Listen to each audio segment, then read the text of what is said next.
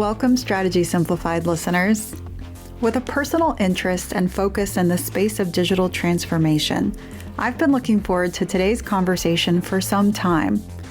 Today we get to hear from Paul Leinwand and Matt Monty on their book, Beyond Digital: How Great Leaders Transform Their Organizations and Shape the Future. Paul and Matt are both strategy and partners who are thought leaders and advisors in business model transformation, strategy, growth, and capability building. They'll share about their 7 leadership imperatives for transforming companies in the new digital era. And stay tuned to after the interview for After Office Hours, where I take on a listener question about Peloton's business strategy. I hope you enjoy the discussion. Paul and Matt, glad to have you both with us today on this episode of Strategy Simplified. Great to be here, Thanks Stephanie. for having us. We are so glad to speak with you today. Excited to learn more about your pathway, your journey, of course, the new book that you've written. But first, to kick us off, would love if you could answer a few fun questions. It's something that we like to do around here.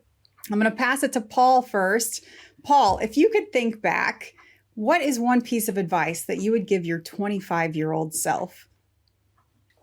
Well, there could be a lot of things on that list for sure. But I think in a lot of our learnings, Matt and I have recognized that, trying to figure out what you're great at, building upon that, recognizing you've got some weaknesses and you may have some improvement to do there as well, but a really good understanding of where can you add value? What can you do to help organizations? I mean, I think we're often chasing things and achieving things that we think are important. But I think that's been a really good lesson that I've learned over the years. Figure out what you're really good at. Yeah, I like that. Matt, I'll turn this next one over to you. What's one thing that you're looking forward to in the next 12 months? Number one on that list will be to go visit my mother in India, and I get to have a home cooked meal. But also, from a business perspective, actually, I'm genuinely excited about the next 12 months, because I was just reading something actually that had been written a while ago about the future in 2023. And, here we are, and there's so much happening in the world around us. On the one hand, while we have a lot of challenges in the present time, I'm also incredibly excited and excited to be in the profession of consulting during this time. And what a privilege to be in a profession where we get paid to solve real issues and real challenges. I mean, boy, I couldn't have asked for anything better. Love that. Well, thanks for indulging me with those, more fun or personal questions. Now, I would love to get to know a little bit more about you. For the benefit of our audience, Matt, could you kick us off and just give us a brief overview of your professional background? Sure. Well, I came late into consulting. I started actually in the telecom industry, spent over 10 years in the telecom industry and doing all sorts of things, both in the U.S. and also outside of the U.S., in Asia primarily. And then sort of blundered into consulting by mistake, perhaps almost 16 years ago. I thought I would just do it for a short period of time and then go figure out what I really wanted to do.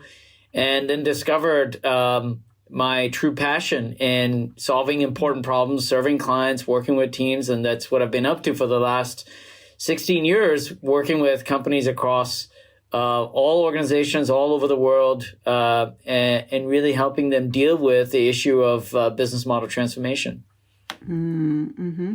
Thanks for sharing, Matt. Paul, what about you? I mean, first of all, I have the privilege of working with Matt on things like this research, that went into Beyond Digital. So that's a tremendous opportunity. It's a lot of fun. I've learned a huge amount. But my broader background is working with boards and leadership teams on their strategic questions, the future of where they're going, their operating models.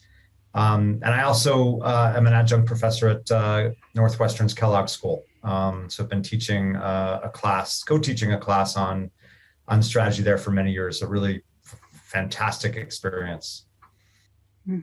Love that. Thanks both for sharing.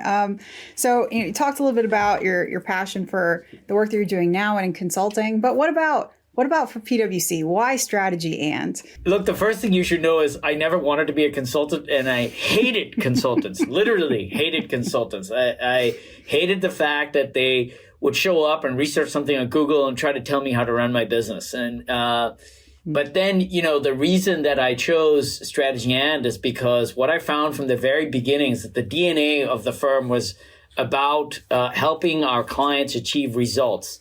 It wasn't just about giving them advice or writing a smart looking document, but helping them succeed.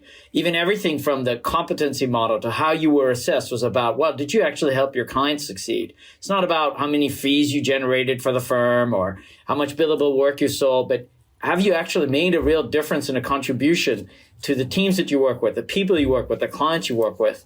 And that's been true through all the avatars that the firm has gone through, and is certainly true as part of the PwC network, which is really all about truly helping clients and organizations succeed with their objectives. I mean, we mean it when we say our purpose is about building trust in society and solving important problems. We mean it when we say that our purpose is about helping our clients achieve trusted outcomes. That's not just a slogan. I mean, that is really wired into our operating model in all sorts of ways. And most important of which is, that is the way to succeed in the firm. Thanks for sharing a little bit about that. A lot of our audience would love to work with a group like Strategy. And Paul, is there anything you would add to that from a prospective candidate lens, thinking about the types of candidates you're looking for, or how students could prepare? I think there's this understanding that society needs individuals to really go figure out some of these tough problems, and really can't rely on other organizations. I mean, we can hope that academics will provide great advice and great research. But when it really comes to some of the more fundamental issues that organizations face, we need the consulting firms to step up and figure out, what does that look like? What does the future look like? What needs to be done? How do you actually progress? And so I think individuals that recognize that there's a really massive need for consulting firms to help industries and help organizations, I think that makes for an incredible candidate. And we see that in interviews. We see the individuals that have that passion and understanding of the role that they can play.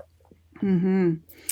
Well, talking about great research and deep organizational expertise, the two of you have been doing a lot of that and have put out this new book, Beyond Digital: How Great Leaders Transform Their Organizations and Shape the Future. Excited to talk more about that with you today. Congrats on the release. Matt, what was the catalyst behind the book? Why did you decide to put the effort into codifying all of this? Well, look, it started with just the huge number of questions that we were getting around digital transformation, digital strategy. How do I succeed? So many CEOs that we spoke to were overwhelmed with trying to figure out, how do I succeed in this new quote unquote digital way, or were being, pushed by investors to clarify what's their digital strategy. And so that drove us to want to get underneath that, to say, well, what does it actually take to succeed? What does it take to succeed not only with digital transformation, but what does it take to succeed as an organization in an era that is so increasingly digitized, and where, digitization is just a fundament of how we live and, operate every moment of every day. Mm-hmm, mm-hmm. And there's certainly a lot here. So kind of start at the very beginning, Matt. How should a company assess whether or not it even needs to transform? Well, I think that's a little bit of a trick question, because I would tell you that certainly after Paul and I doing the research over the last 3.5 years, it's very clear to me that all organizations need to be in a state of continuous transformation. So it's not a question of, do I need to transform or not, but much more so, what is it that I'm transforming towards? I think that is the big question that companies need to get clear on. And very often, unfortunately, organizations don't have clarity about what's the destination. And that is part of what we found is the issue with so-called digital transformation or any kind of transformation. Very often you're pursuing a path because that's the latest technology, or perhaps, you're being pushed by your competitors in some way and you've seen them do something and you need to respond. And so you go after that without clarity on really what's your destination, what's your unique destination, and how are you going to get there in your differentiated way. So I think that's the bigger question to answer. And then, how you transform will solve itself. Your fair push. It was a little bit of a trick question, Matt, but I love the way you responded. This perpetual beta, right? This continuous state of ever evolving and changing and looking out for what's next, not just reacting and responding. But there's, I'm sure, still some in our audience that don't even know how to wrap their head around the phrase digital transformation. Good buzzword, buzz phrase. So what is it, in your perspective, Matt, that constitutes a digital transformation? I'm sure it's not just automation, right? Yeah. Well, first, I think we should banish forever the term digital transformation. It's just such an abused word or term. And that's because digital transformation has little to do with digital and much more to do with transformation itself. It has much more to do with what is that destination and outcome you're transforming towards. And then digital is an enabler and an element to that.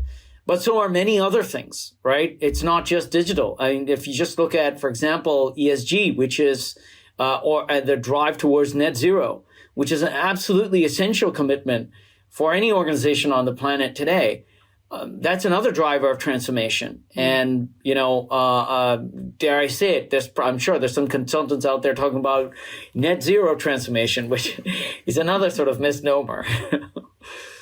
Fair. So maybe digital transformation just rather indicates the age in which we live right now, and the tech-enabled nature, perhaps, of broader scale business model transformation. Operating model changes and such. So, okay, I hear you on that. Might have to retitle my class then there, but understood. We'll be right back after this quick break. There's only one true way to build consulting skills, and that's to work on a consulting project. Are you ready to add killer experience to your resume and prepare for life on the job? Then you'll want to join the next Strategy Sprint, happening May 23rd through the 27th, 2022. Strategy Sprint is a 1-week virtual consulting project where you, in a team of 6 led by an MBB consultant, solve a strategic problem for a real-world business. Apply today. If you're accepted, you'll get an early bird discount of $95, but the discount ends on Friday, April 1st. Click the link in this episode's show notes to complete the 2-minute application today. There are only 24 spots available, so don't miss out. Across the book, you lay out various leadership imperatives, 7 of them. Would love to touch on some of the lessons that you've laid out here. One of your imperatives is disrupt your own leadership approach. Paul, I'm curious.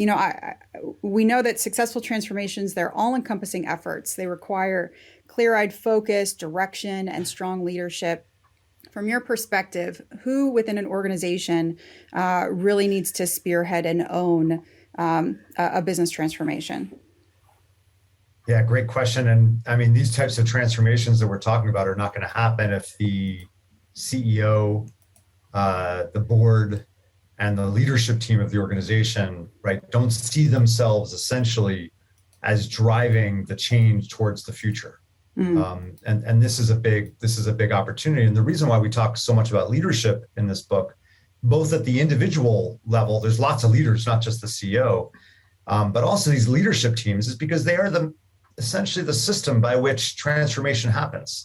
And if that system is focused on today, and that's understandable, but if all of their focus is on today, reacting to the needs of the organization, right, we really can't transform to that destination Matt talked about.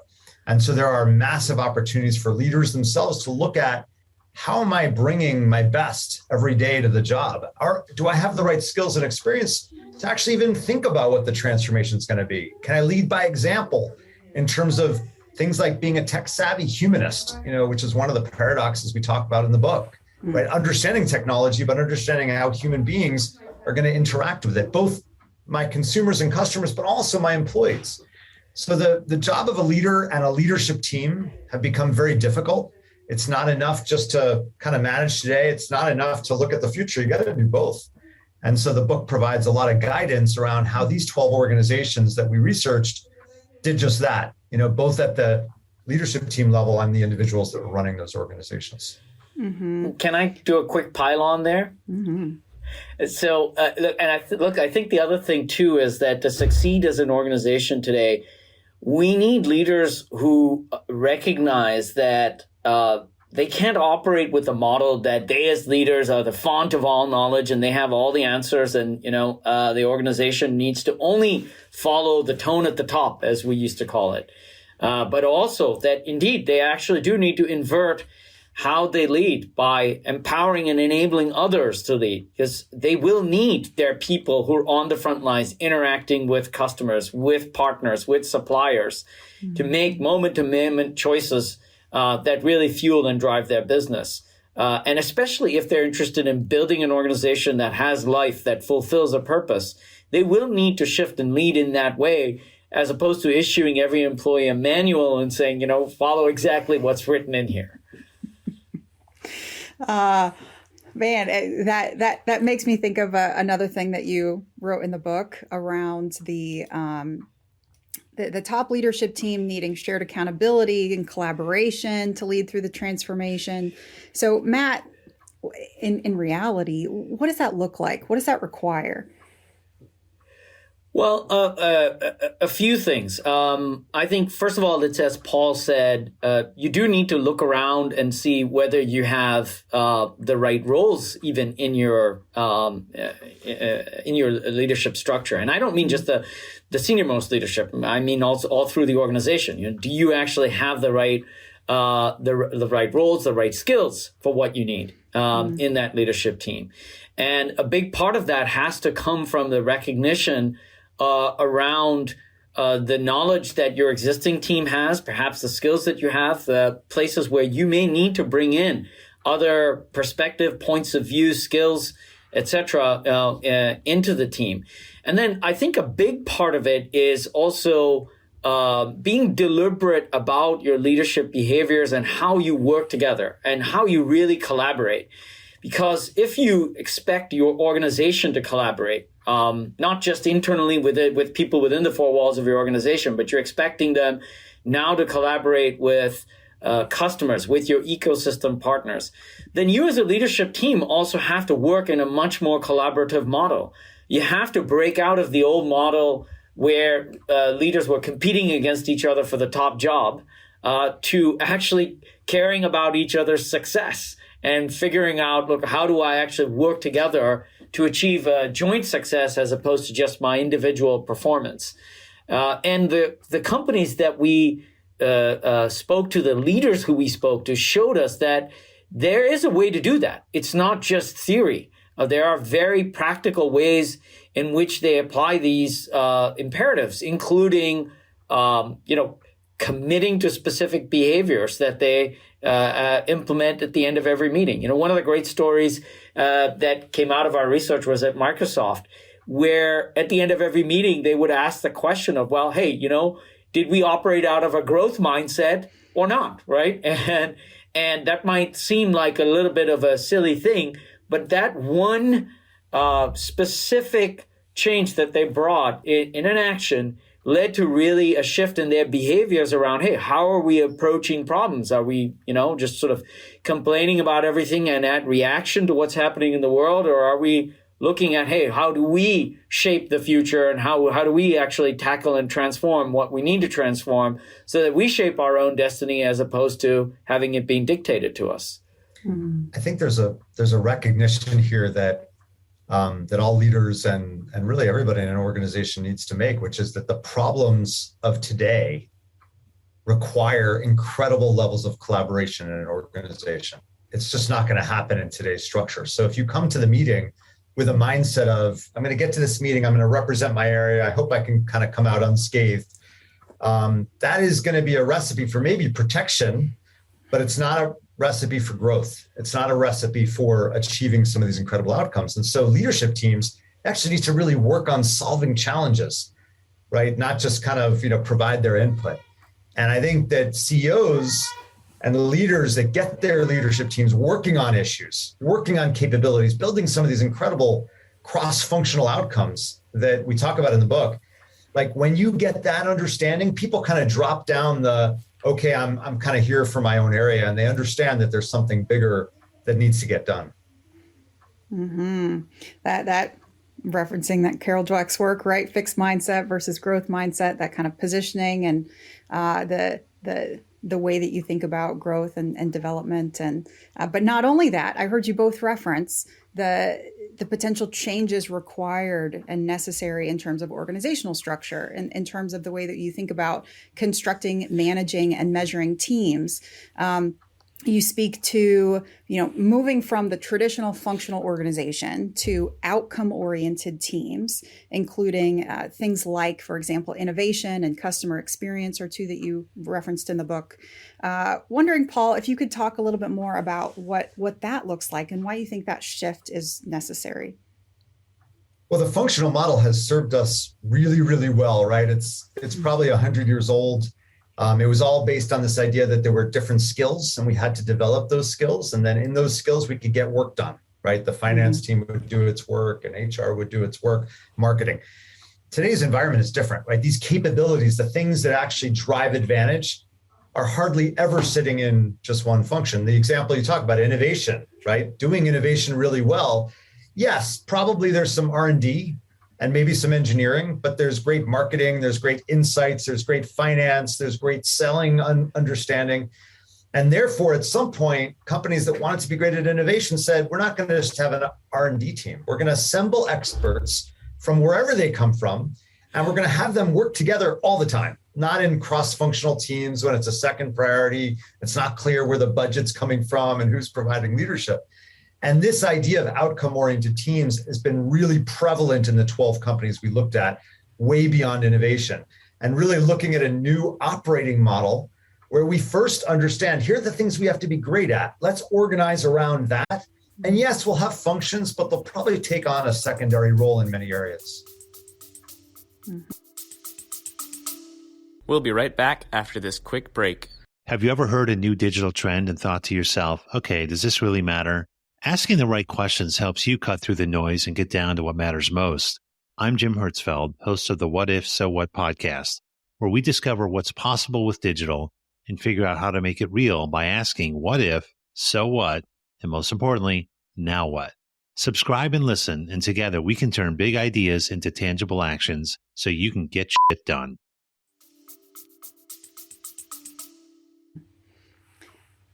I'm curious, when you think about all the things that go into a transformation, certainly to be successful, the list is very long.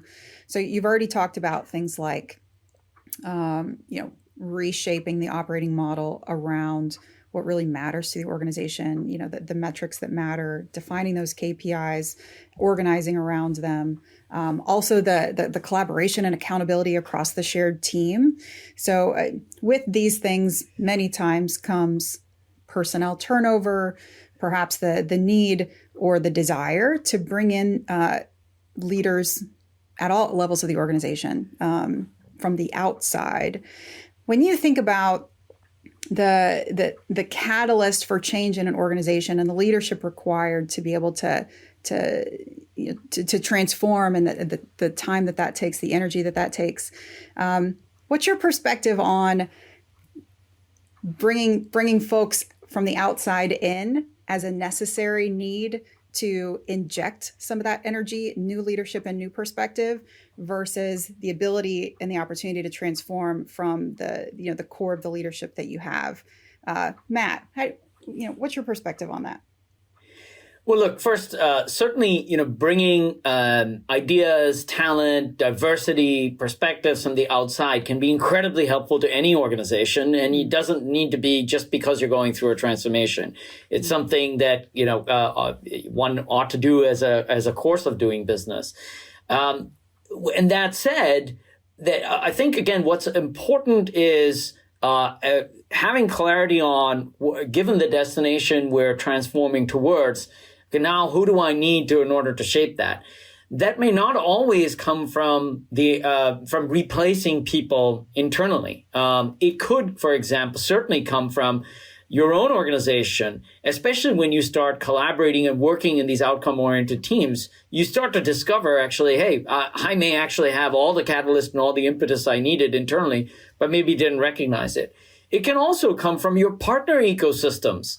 So it's not always necessary that you're changing out people within your organization.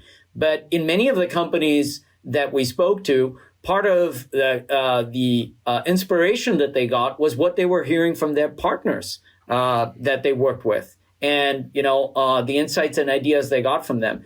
And then a real big source of energy is your customers. In fact, that's probably the biggest catalyst for transformation in all of the companies that we spoke to, is that when they started really engaging with their customers about the real issues that their customers needed to have solved and what were the problems that they were dealing with. Not just, how do you buy from me and how do you use what I get, but in the end, what is it that you're using what I provide you with to solve, and what's that real issue you need to deal with? That became a huge source of energy and inspiration. In many cases, customers were even willing to co-innovate and support the innovation process in the transformation journey. And when I say innovation, I don't mean just innovating new products and services. I also mean other things like, how do you rethink your own operating model, your talent model, or any of the other things you might need to do to succeed as an organization. Mm-hmm. Mm-hmm. So there's this aspect of, you think about transformation, you think about organizational improvement, you can become more profitable. You can improve along the lines of what you already do today. You can move into adjacent spaces. You can also develop and move into new core lines of business. When you think, Paul, about organizations going on this journey, living in this perpetual beta, always needing to evolve and to innovate and to look for the next thing, how do they balance kind of improving their current core line of business while also trying to create and test and iterate upon potential new core lines? Yeah, this is one of those big questions of transformation, right? How do I move to the future? I might see it, but I also have my current business. And I think, the 12 companies did a really nice job of understanding that balance. And it's not, either or, although sometimes it does require bold moves, like, Citigroup saying, we have two different types of businesses here, and we need to let this new digitally enabled groups of businesses actually really thrive and get the investment they need. And we'll set that up in a separate operating model. Or Philips, right, saying we're going to become a healthcare organization focused on people's lives. And yes, we have this lighting business and personal electronics, but we can't stay in that business any longer. So sometimes it's big, bold choices to focus on the future. But there's a part of the book that I have to bring up here, which is our privileged insights discussion. And this is such an important part of being relevant today and being relevant in the future, because you can design an incredible place in the world like we talk about, but what keeps it fresh in a changing environment is having a relationship with your customers like nobody has. Getting data, getting information, engaging with them, right? So it's not market research. Market research was very useful, but market research largely gives you information that your competitors can get through the same survey or focus groups. Privileged insights, on the other hand, is a system. It's where you're engaging, you're learning, you're building that into your innovation process all the time so that you're improving services today and products today, but you're also getting the insights of what's to come. And there were really cool examples, but certainly Adobe in our book, right, where their product actually enables understanding how people are using the software. What are they doing in there? Why are they moving around between menus? How do I make sure that they get what they need today? I can improve their experience when I start to see where they're struggling, but I can also figure out what the next generation of products are. Every one of our companies had this type of privileged insights capability, and I think it's going to be critical to address the question you just asked. Mm-hmm. Anything you'd add on there, Matt? No, he did a great job. Yeah, no, absolutely, absolutely. Well, Matt, something I have heard you talk about a couple times already today is this notion of ecosystem, either an ecosystem player or an organization having those partnerships within a broader ecosystem. This is one of the imperatives that you have: embrace and create value via ecosystems. We know that not everybody's going to be the next Amazon or Facebook, the ecosystem player themselves. So how does a company think about growing and creating partnerships in this way? Yeah, so a few things. First, I think when you get clarity on your purpose as an organization, what is that destination we're transforming towards? What's the unique value we're here to create, and how do we do it in our unique way? You'll quickly realize that in order to solve the customer problems you're here to solve, you can't do that on your own. You have to actually do that working together with others. And the opportunities for you to do that today are significantly greater than they were before, simply because also technology and many other barriers have become a lot easier to overcome, number one. Number two, you'll also, I think, need to recognize that when you think about ecosystems, it's not just being a platform business like an Uber, an Amazon, or an Alibaba. Right? There are many other ways to play in ecosystems, and you probably already are operating within some set of ecosystems today. The question is, are you actually embracing and creating value through them? What I mean by that is that what we lay out in the book, that the way to create value through ecosystems is not just through the transactional relationship of partnering, let's say, which is just all about what do I get out of this relationship, and sure, what do you get in return, but more when you work in an ecosystem, first of all, around solving a customer issue. So what is the joint issue that we're here together to solve, number one, and then when you are engaged in the ecosystem in a way where you're not just looking at what does my organization extract from this, but also making sure that we're contributing value into the ecosystem such that all of the other partners in the ecosystem are benefiting. So some of the organizations that we spent time with, like one of the great ones was Komatsu, and they're a construction equipment manufacturer. And they got interested in, hey, how do we solve the problem that our construction industry customers have, not just of using our equipment, but they have a bigger issue of using our equipment along with others to schedule and manage a construction job, get it done efficiently, get it done with high quality, meet sustainability standards, safety standards, etc.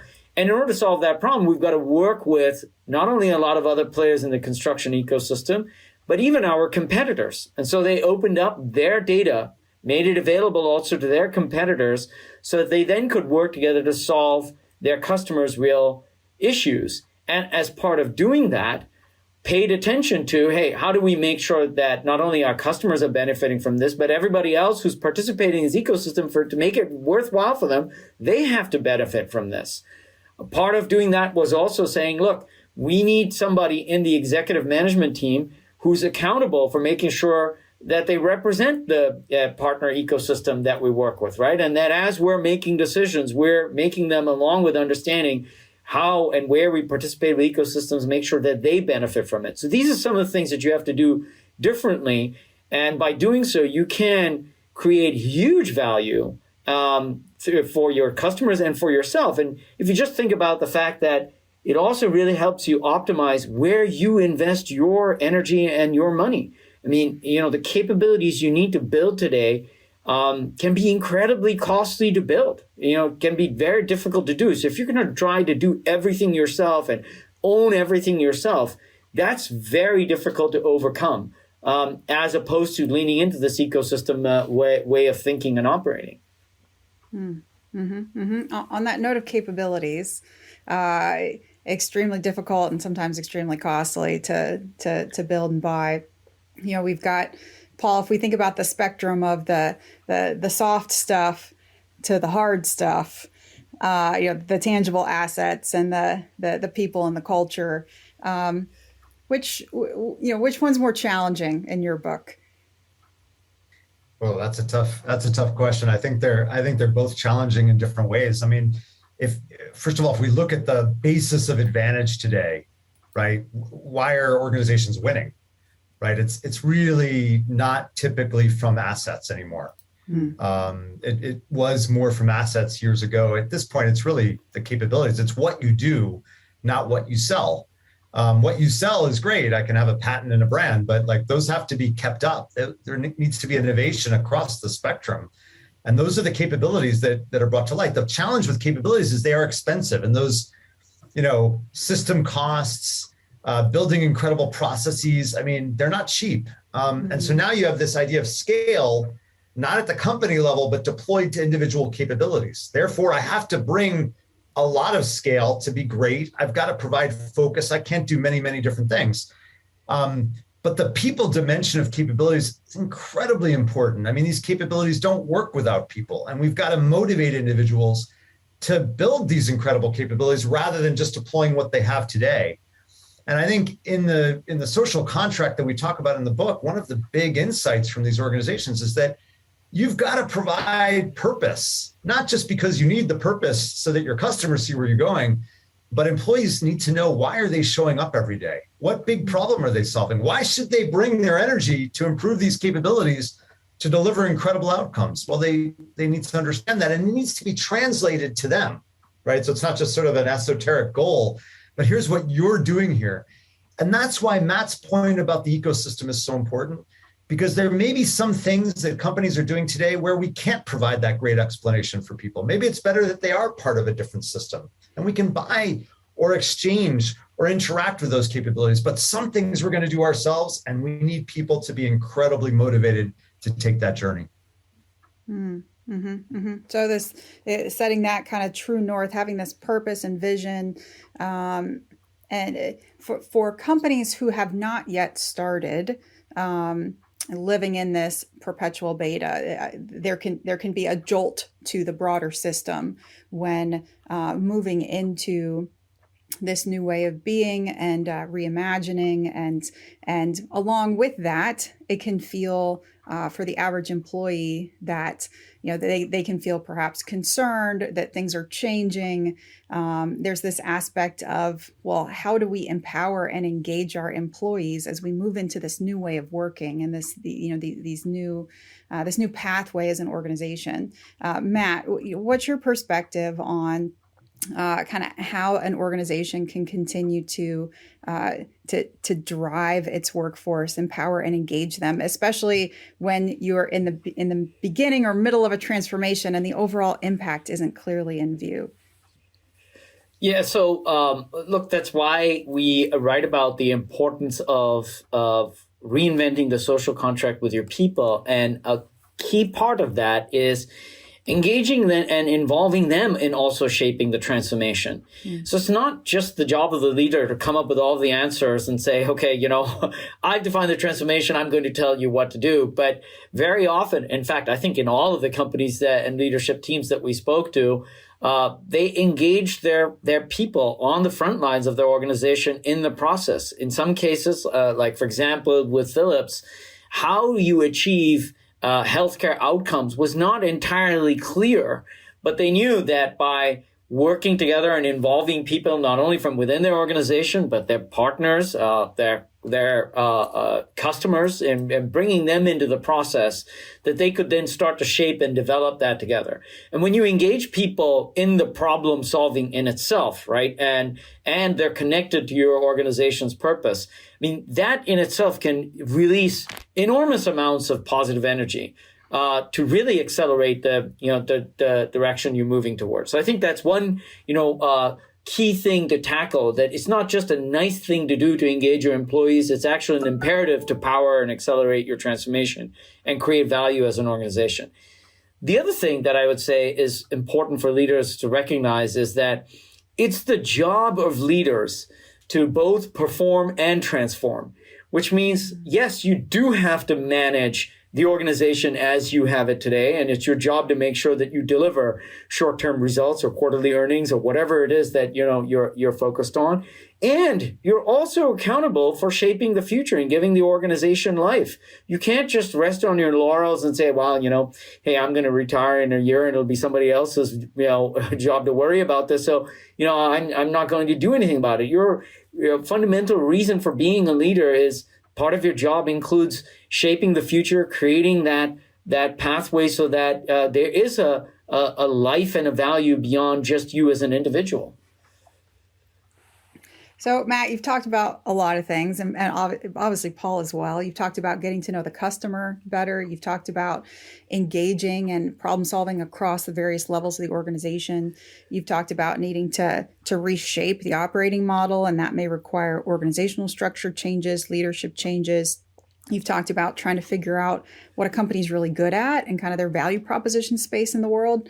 So when you put all these things together, and your first leadership imperative is reimagine their place in the world. So what's the starting point? How does an organization, how does a leader get started on this process when there's so many dynamic elements involved? Yeah, I can jump in here. I mean, I think that is a hard thing to do. I think there's a lot of research which shows that, the human brain is kind of trained essentially to see things and assume you already know it.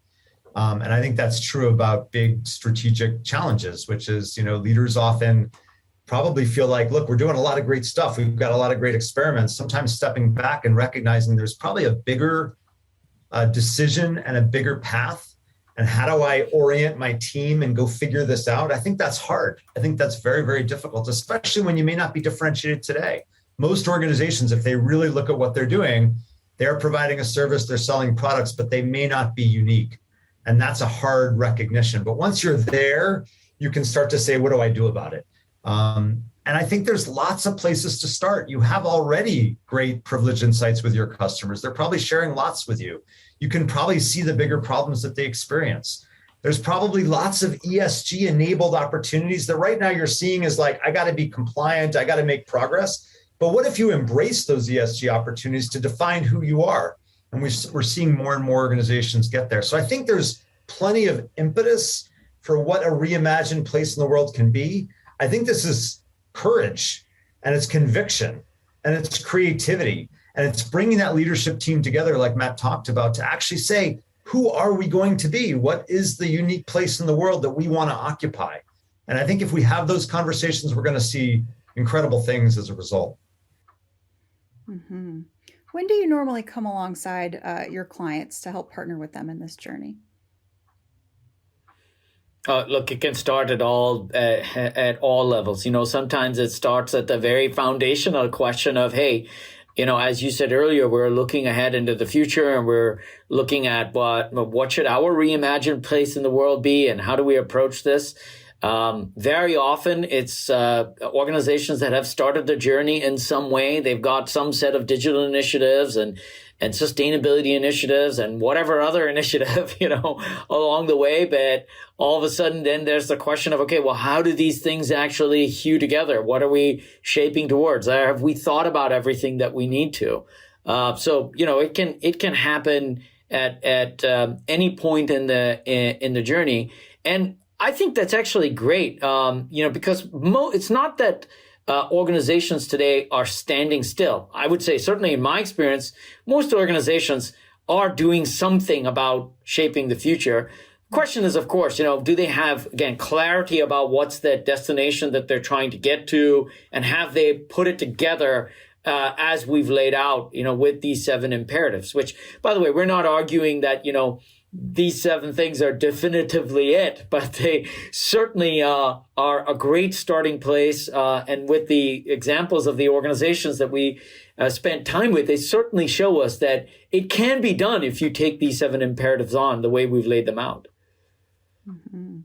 Matt, Paul, really, really, really appreciate both of you taking the time being with us here today. We hope that everyone will continue to read about those 7 leadership imperatives across the 12 organizations profiled here in the book, Beyond Digital: How Great Leaders Transform Their Organizations and Shape the Future. Thank you both again. Thank you. Thank you.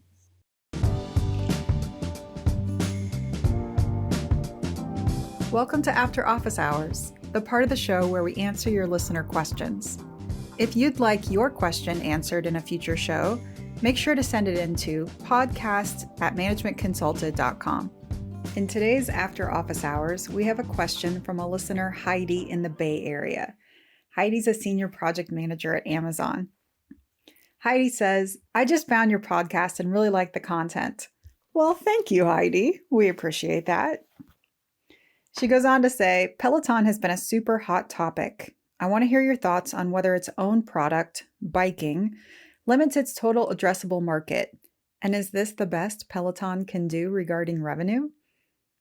Well, Heidi, we really appreciate your comments and your question.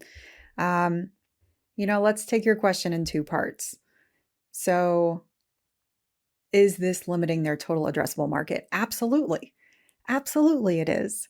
And it definitely relates to your second question. If Peloton stays within its current core line of business, and we think about the life cycle of that industry and therefore this company, it is in a growth phase still for sure. Yet, it does appear perhaps to be rapidly approaching maturity, its own individual life cycle. And once you hit that peak of maturity, there's a couple of things that can happen.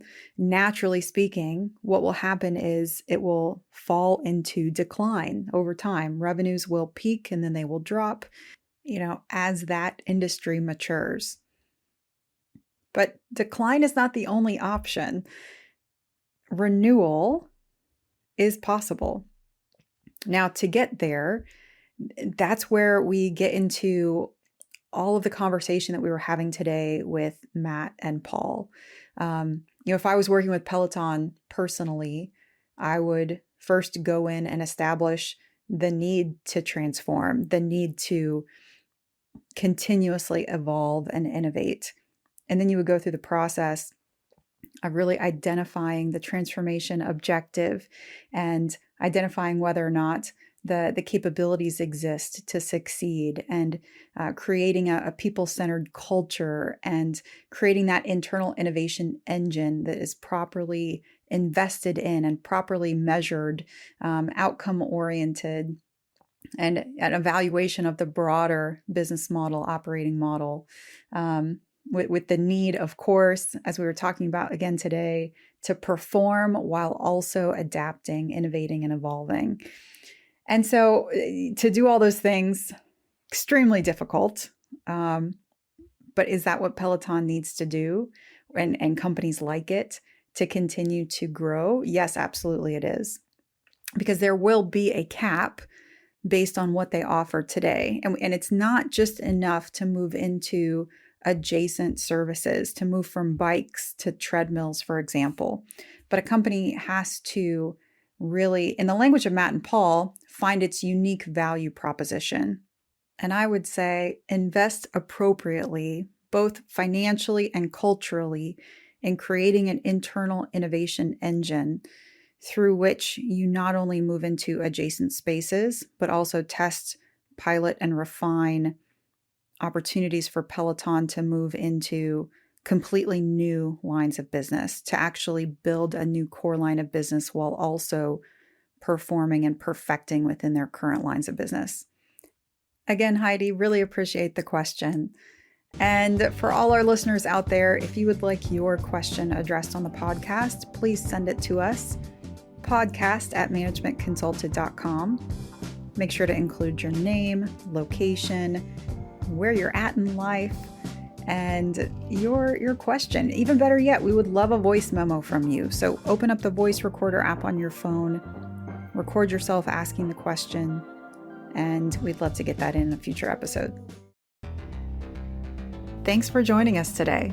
Companies today have to operate in a state of continuous innovation, perpetual beta, if you will. The need to consistently adapt and innovate is tremendously complicated. Organizations need to still perform while also innovating, as was spoken about today. There has to be a clear transformation objective, strong leadership, the right capabilities, deep customer insights, an internal innovation engine, and a people-centered transformation culture. That's a lot. And I appreciate Paul and Matt taking the time to join us today and talk us through their perspective.